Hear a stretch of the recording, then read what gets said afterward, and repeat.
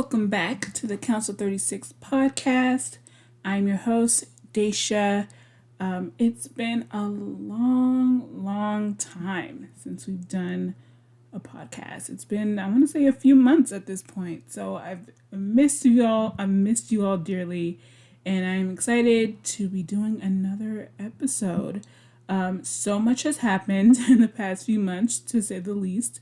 There was a recall that failed, and so many of you all were involved with making that happen.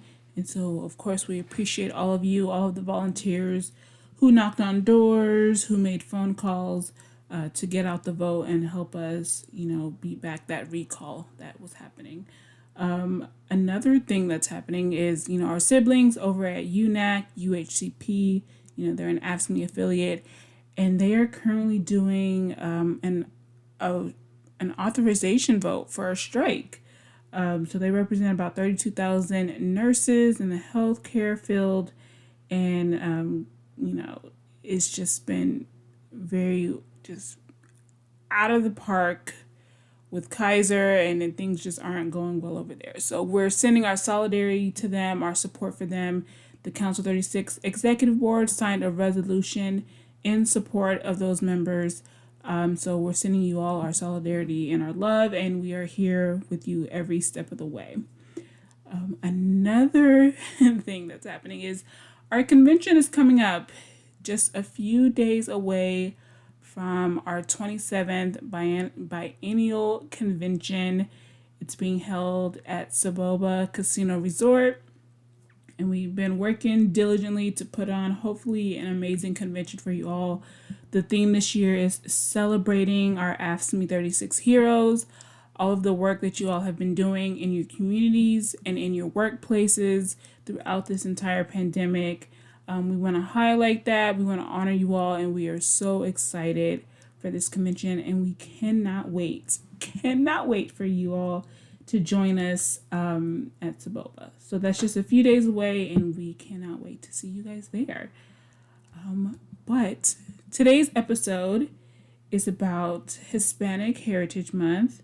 And we've done this for AAPI Month. We've done this for Black History Month. We love highlighting these amazing, diverse communities and the work that they've been doing within the labor movement. And so, of course, the Hispanic and Latinx community is no different. Their contributions to the labor movement have been just amazing and, I want to say world-changing, right? Have had massive effects on the labor community and the world in general. So we want to be able to highlight that. And, one thing that you'll hear throughout the interview is, do research, look up people, learn more about these communities that we're talking about on these podcasts. And I do want to say, of course you hear about, the Cesar Chavez, the Dolores Huertas, but there's so much more information out there that is not taught in schools, that you're not going to hear about on your local news. So you always want to take it upon yourself to learn as much as you can and to pass that information down to generations and generations to come. So if you need help finding more information, of course, Google is always a great place to start. But, look up the sugar strike of 1903, that happened in Oxnard, California. Look up the berry strike of 1933 that happened in El Monte, California. Many Mexican and Mexican Americans participated in these strikes, led these strikes, and these strikes had huge effects on the labor community and how our labor works today. So of course you always want to look up those sorts of strikes. Look up, people like Emma Tenayuka, who led a strike in Texas, and was so young when she did it. So, you want to look up people like that. Look up people like Luisa Moreno. Learn about these people, learn about these strikes, and pass this information on to as many people as you possibly can, because it is important for us to remember these people in these strikes and everything that they've done, you know. So I just want to highlight that and say that happy Hispanic Heritage Month to everyone out there. I hope you guys learned something. Now, let's get on to the interview. Okay, joining me today is Jose Balderas. We are here to talk about Hispanic Heritage Month. As many of you know, Hispanic Heritage Month is from September 15th to August 15th. And so here to talk to me about it is Jose. So first, can you start by introducing yourself? Hi, I'm Jose Balderas. I'm a member of the AFSCME Local 2076. I'm part of the executive board there, and it's my first foray into labor relations, and it's pretty fun. So, oh, that's good to hear. We always love having new leaders and people get involved. So that's awesome. So let's start by how about you talk a little bit about what National Hispanic Heritage Month means to you? It's interesting because as a kid, it wasn't really something that I don't even know if it existed, to be honest, as a kid. And I've grown up in SoCal my whole life. But it's definitely great to see some acknowledgement, to see some sort of respect, even though sometimes it can come off as a marketing term. But it's good to know that the efforts and just the communities are acknowledged, even though you live in them and you might not really notice how different it is. It's always great to expose new people to where you're from, and the same way you want to be exposed to them. So whenever I hear about Asian American Month, Hispanic Heritage, Black History Month, they all serve a function that's to expose each other to something we don't really know much about. Yeah, I enjoy. We did an episode for Asian American and Pacific Islander Month, and it was awesome hearing like the history of the Asian American community and the labor movement. And it's always great to hear new things and learn new things that you didn't know before.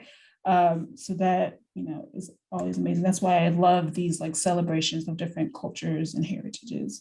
So that's awesome. So can you talk a little bit about the Hispanic community's involvement with the labor movement and kind of history within the labor movement? Yeah, and the reason why I want to do this interview is because I feel that a lot of us people who live here in especially SoCal, Hispanic or Latinx, we don't know a lot about the labor movement besides what's generally taught in school, which is Cesar Chavez. If you're lucky, you'll hear Dolores Huerta, and that was me for a very long time. So besides those key figures, you don't really know much about it. And then when talking to my parents and people who grew up in those times, you realize that there's always been this like underlying feeling of political action in the labor movement within like the Hispanic community, because so much industry here relies on the labor of that community. So and because we're taught so generally and so high level in our school system, I didn't really know much going into my position here at AFSCME, at my local. But I'm definitely been catching up a little bit on it, and you realize how deep it is and how much has happened in the background that has bettered our lives in some way, in large part thanks to like the Hispanic. Oops, my phone just fell. The Hispanic labor movement. So I'm definitely those kids who didn't grow up with a lot of lessons about it, and even going to college, it wasn't something that I really sought out because it wasn't what I wanted to do. And now that I am part of it, I can't wait to delve deep more into the key figures and everything. And it's very exciting, and it's great to see that there is more to my cultural heritage beyond what I've lived in, and to know that it's such a big part of the makeup of our country it makes me very proud to be part of that. But like I said, beyond the key figures, I'm not well versed in it. I'm learning as I go, and the more I learn, the more I keep falling in love with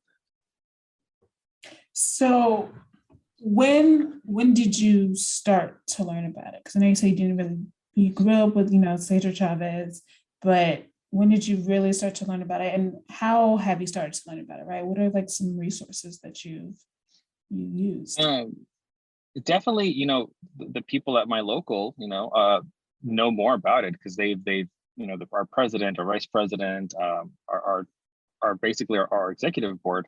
Um, they've been living in this world, so they can definitely point out more figures um, online.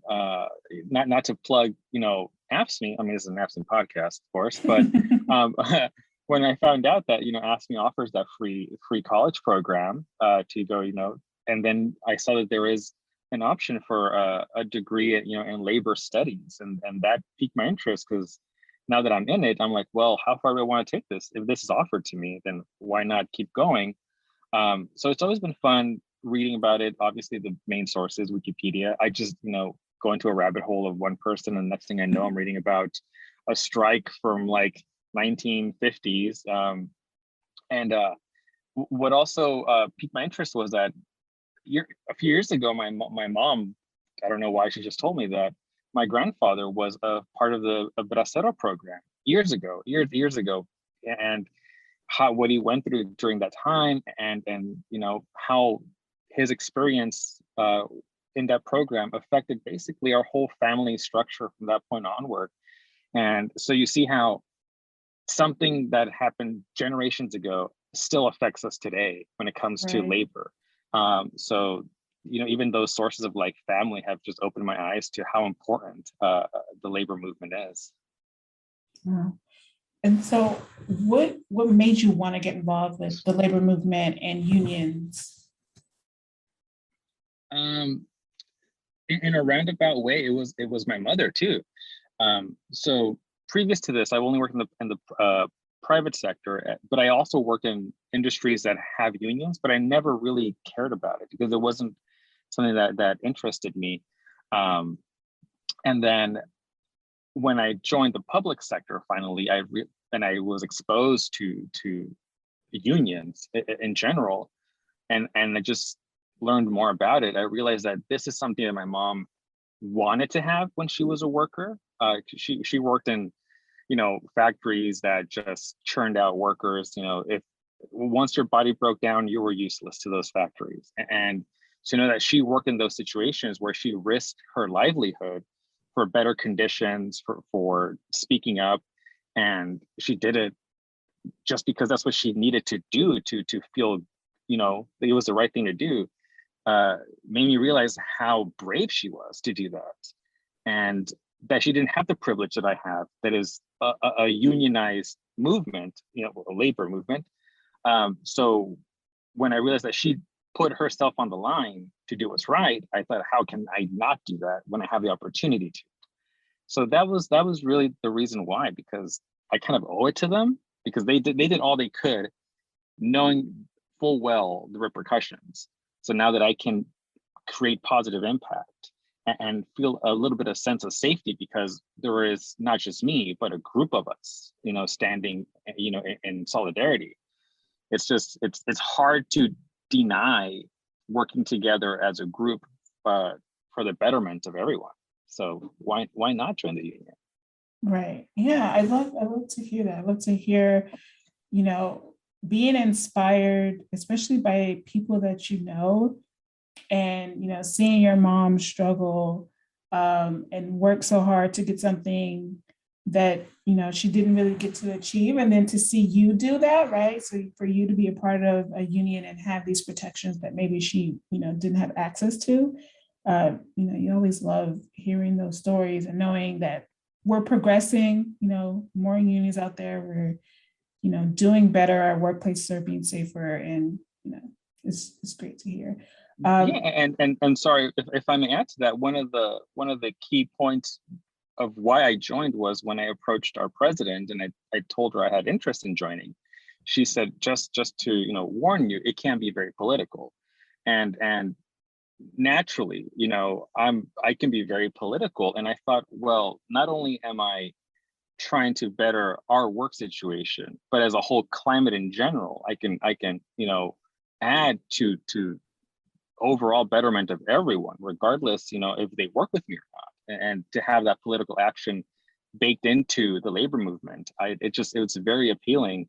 Um, I I grew up loving punk rock, and that's very anti-establishment. So it's not the labor union is anti-establishment, but it's very like push back, Yep. when it's worth it, and it just it was made for me in a sense. So I couldn't not join. And Yes, I absolutely. love green. I love the color green. So Me too. It's my favorite color. I love it. So that's awesome. So as you know, Hispanic Heritage Month comes to an end. How can we continue to honor the Hispanic and Latinx community, their involvement with the labor movement, and make sure that moving forward we continue to have these stories shared and we continue to honor the community. the biggest way to honor and to keep caring is to just not forget. Um, it happens so often that once you're so far removed from something, you start to forget it. And like anything else, you need to practice it. Whether you're playing a sport or an instrument, once you start practicing, you start to kind of like fall back on it. And Mhm. and I've noticed it with people who I grew up with, people who are family and who have now been removed so far from where they came from that they start to forget why they're there. So you just with things like Hispanic Heritage Month and all these different celebrations of different cultures, it helps to ground you to where you came from, even if you didn't directly come there, even if your parents didn't come from there. At some point on the lineage, you came from there. So they help to ground you back to where it all started for you. And you can see like all the dominoes that had to fall to for you to be here now. So that's the best way we can honor it is to just keep talking about it, not forget it, even though it gets generations apart, removed from us. It's still affecting us. And just because you didn't experience the hardships of someone who is like you generations ago doesn't mean that they didn't do something for you. And I always like to equate it with people who say things like, I'm first generation Mexican American myself. And I know people who are second, third generation Mexican American, and they don't have that same sense of attachment to the culture. And it could be for a variety of reasons, but to me, losing that attachment is a choice sometimes, because you're choosing not to go back and reflect on who you are or who your family is or where you came from. And it's completely possible to reattach yourself, but you just have to want to go back and accept the past for its flaws and its shortcomings and even its achievements. So we just have to keep revisiting the past, figure out what that roadmap says for the future, and just keep connecting with the past so we can create a new path forward. And for people that don't agree with me on that view, I always tell them, as a country, we always go back to the Constitution because that's the roadmap that we laid out back then. So same way culturally, when you have something that you're dealing with, look back at the roadmap of your history and see if the answer lies back there somewhere. Exactly. And I think a good tip for people, talk to your parents, talk to your Yeah. grandparents, ask them questions. Because I don't know about, other people, but for me, it's like they don't just sit you down and really tell you those stories unless Mm-hmm. they think it's like super duper important. But the little things, like in order to continue the history and continue the education, you have to ask questions and, get details and times and anything that you can, and you continue those stories and pass them down. And I would think that in a general sense, I would hope that, in schools, you would be able to learn more about, the Hispanic and Latinx community, the history of the community, so that not just the Hispanic and Latinx community know these stories, but everybody in general know these stories and the importance of them. So, hopefully we Yeah. can Yeah. get there someday. For Yeah. sure. And that's you just summarized it perfectly. Ask questions to the people who know something. So many Mhm. times we don't want to, you know, deep dive with our parents or grandparents or anyone, just because we don't want to like talk about, you know, old things. We want to talk about what's happening now. Right. But like when I mentioned that my mom mentioned that my grandfather was part of the Bracero program back like in the 40s or 50s, and she has documents showing where he was, and it's like, oh, he was on a potato farm in Idaho. It's like, now I want to go to that farm and visit it, see if it's still Right. there, right? So it's like there's so many connections to our past. We just have to look for them, and the more we find out about who we are, where we came from, the more like we can understand ourselves going forward. And that's to me the reason why I joined labor, because the past will always, you know, dictate how we should move forward with the future. Yes. Thank you. And I know we're gonna wrap this up soon, Daisha, sorry, but because it is Hispanic Heritage Month, what is your favorite Hispanic dish? Oh, my favorite Hispanic dish. Yeah. Oh my gosh. It's a hard question because there's so many. You know what? I'll go with empanadas. That's one of my favorites. Pupusas is another one. Love Gotta love those. pupusas. Yes, but I've been keto for a while, so it's so Okay. hard. Yes, I'm like I can't eat them as much as I want to anymore. But yeah, those are my. What's some of your favorite dishes? My favorite dish, my mom's mole. I don't know if you ever had mole. Mhm. But I love mole. I love pupusas. You know, definitely tamales. That's just a staple that run the Oh house. yeah. Yes. Controversially, I love menudo more than pozole. That can start a fight, but but that's just me. But yeah, it's always great to talk food, especially one of the things that connects us culturally across all cultures is food. So I think Mhm. whenever different people get together, once food comes into the question, we're all best friends. Yes. I love it. So thank you so much for joining me. I really appreciate you taking the time to speak with me. I enjoyed our conversation, and I hope everybody learned something. Um, was inspired to learn more things. So yeah, thank you so much for joining me. Thanks for having me, Daisha. No problem. Thank you so much for listening to today's episode. I hope you guys learned something. I hope you guys were inspired. Thank you to Jose once again for coming on and talking to me about Hispanic Heritage Month. Hopefully it won't be too much longer before the next episode. But until then, I hope you guys are safe out there and are enjoying yourselves and having fun. See you guys next time.